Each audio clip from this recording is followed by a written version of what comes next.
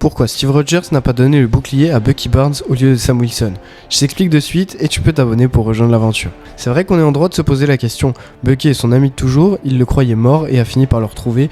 Il est toujours resté proche de lui pendant tout ce temps, il a même combattu Tony Stark pour le sauver, et en plus de ça, Bucky a également du sérum de super soldat dans les veines et un bras en métal désormais en vibranium. Et pourtant, c'est quand même à Sam Wilson que Steve donne le bouclier de Captain.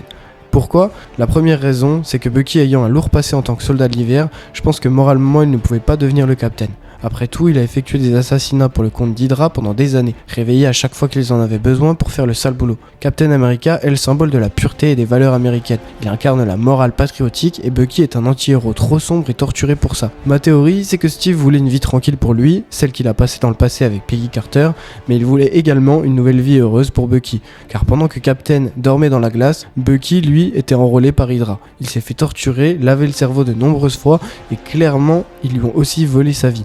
Ce qui fait que pendant des années, il n'a été qu'un instrument et l'ombre de lui-même, ayant finalement fini par se faire soigner par les Wakandais. C'est donc pour ces raisons que Bucky ne pouvait pas, et je pense qu'il ne voulait pas, porter le bouclier de Captain America. Bucky a une vie bien remplie et bien trop sombre pour incarner les valeurs de l'Amérique que représente le bouclier et ce personnage.